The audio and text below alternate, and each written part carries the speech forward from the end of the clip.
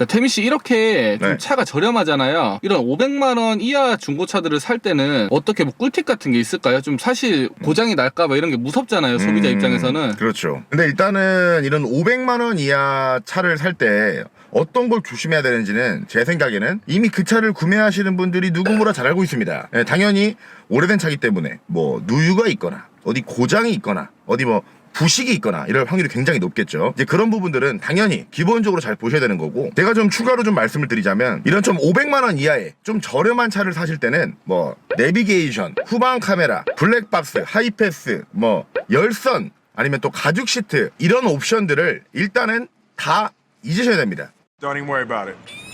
이런 옵션에 대한 집착을 놔야지 비교적 상태가 괜찮은 거를 싸게 구할 확률이 매우 높아집니다. 아, 그렇죠. 옵션보다 엔진 미션이 더 중요하니까 그걸 보라 말씀이시죠? 그렇죠. 아니 왜냐면은 어차피 기본적으로 10년 넘은 차들이 뭐 내비우카, 뭐 하이패스, 블랙박스가 달려 있어봤자 얼마나 좋은 게 달려 있겠습니까? 그죠? 그렇죠. 기본적으로 뭐 한 10년 전에 장착한 걸 텐데 뭐 달려 있어봤자 굉장히 구형 모델이고 또 뭐 작동이 잘 안 되거나 뭐 당장은 될 수 있겠지만 금방 또 고장날 확률이 높단 말이에요. 근데 어쨌든 그런 내비우카가 달려 있는 매물하고 안 달려 있는 매물하고는 가격 차이가 분명히 납니다. 맞죠?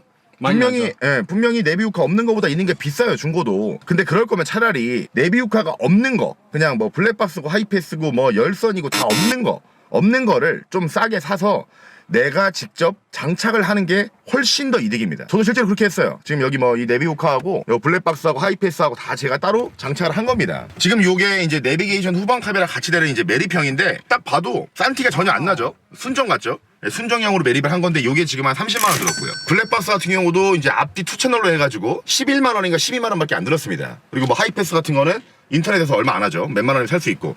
그렇기 때문에 여러분들이 굳이 이렇게 좀 저렴한 차를 사시면서 이런 내비우카나 뭐 불박, 하이패스에 집착을 하실 필요가 전혀 없어요. 이런 거 안 달려 있어도 가격이 비교적 좀 싸면서 키로수 좀 짧고 이런 걸 사셔가지고 직접 다는 게 낫습니다.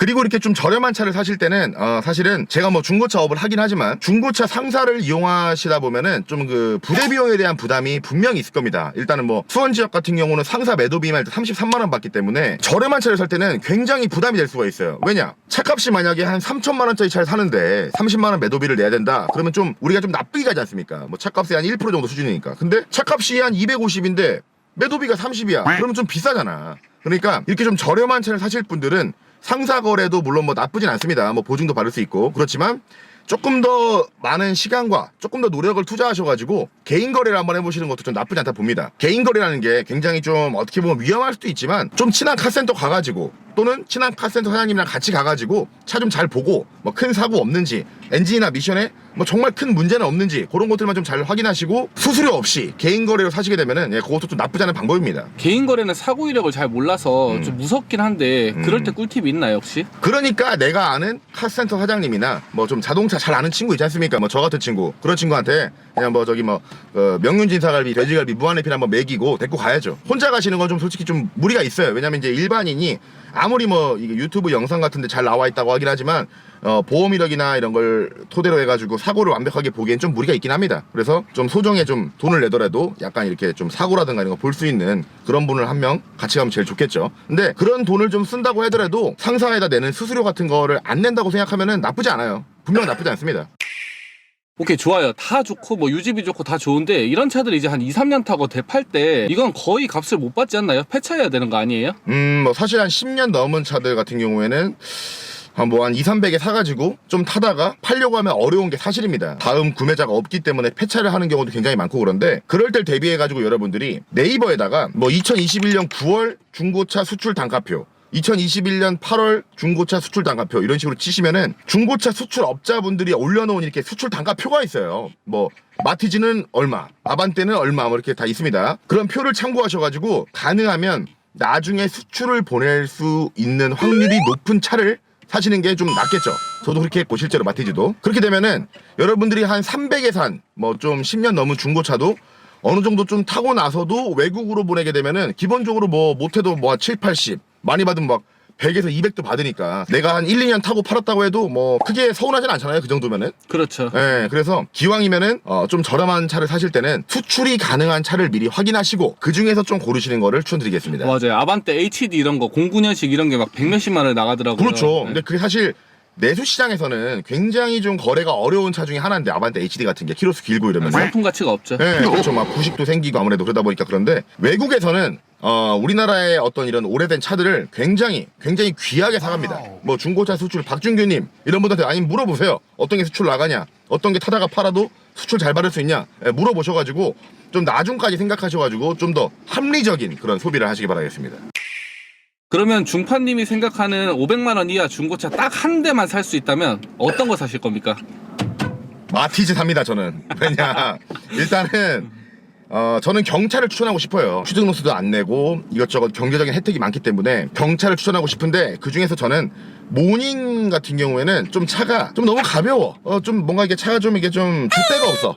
욕하는 건 아닙니다. 제 느낌상 운전하면은 조금 차가 나풀나풀 걸리는 느낌이 있습니다. 근데 이제 대우차들은 경차라고 할지라도 차가 좀 묵직해요. 그래가지고 개인적으로 제 성향과 잘 맞았고, 근데 뭐 이거는 개인차가 있어요. 뭐 모닝도 굉장히 좋은 차는 맞습니다. 근데 이제 나는 죽어도 경차는 싫다 이런 분도 있어요. 분명히. 예, 아무리 내가 좀 저렴한 거를 그냥 운전 연습용으로 살려고 하지만 경차는 너무 좁고 좀 불편해 보인다 이런 분들 같은 경우에는 그 SM5 뉴 임프레션 LPG 있습니다. LPG 그 차를 개인적으로 전 추천합니다. 실제로 중고차 딜러들 중에서 좀 이제 신입들이죠. 신입들 처음 들어와가지고 약간 새내기들 그런 분들이 그 차를 많이 사요. 실제로 손님들 모시고 다니기에도 요 실내 공간도 뭐 부족하지 않고 좀 그럴싸하거든요. 차도 조용하고 잘 나가요. 그리고 이제 기본적으로 이제 그 당시에 나온 삼성 그 SM5가 고장이 많이 없더라고. 차값도 비싸지 않고. 그래서 저는 만약에 한 500 이하에서 좀 저렴하게 그냥 출퇴근용 그냥 집 앞에 간단하게 타거나 뭐 운전 연습용 좀 사고 싶은데 경차는 죽어도 싫다 이런 분들은 SM5 뉴 임프레션 LPG 모델을 개인적으로 추천을 드립니다. 뉴 임프 LPG 사셔가지고 어느 정도 조금만 정비하고 타시면은 대부분 가격 대비해서는 만족을 하실 거예요. 대부분 만족을 하더라고요 실제로. 제가 뉴인프 살 수 있는 꿀팁 드릴게요. 네. 그 수출해서 전화해가지고 보통 이게 한 7, 80에 매입하거든요. 네. 100만 원 준다고 하면 쓸만한 거 가져와 줍니다.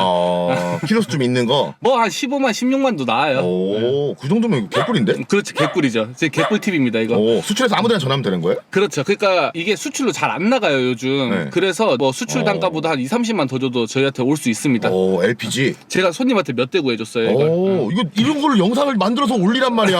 나한테만 얘기하지 말고. 여러분들 들으셨죠? SM5 뉴인프 LPG가 아마 엔카에서 살려면 그래도 막 못해도 150, 200은 가지 않나? 200 넘을걸요, 그렇죠. 아마? 그 정도면 사요, 그래도. 예, 네. 200 넘는 것도 있고 그런데 방금 이제 이 옆에 이분이 이거 중고차의 모든 것입니다. 여러분 대충 아시죠? 이분이 방금 말씀해주신 대로 수출회사들 전화해가지고 혹시 SM5 뉴인프 LPG 좀 물건 있냐 해가지고 구입하시게 되면은 비교적 좀 저렴한 가격에 구입을 할 수 있다고 합니다. 대신에 매매상 차는 아니다 보니까 조금 약간 외관이 지저분하다거나 그럴 수는 있겠죠. 맞아요. 상품 안 돼 있어요. 예, 근데 그런 거는 뭐 광택 내고 하는 거 얼마 돈 안 드니까 좀 싸게 사가지고 좀 고쳐갖고 그냥 타면 되니까. 네. 굉장히 좋은 팁이네.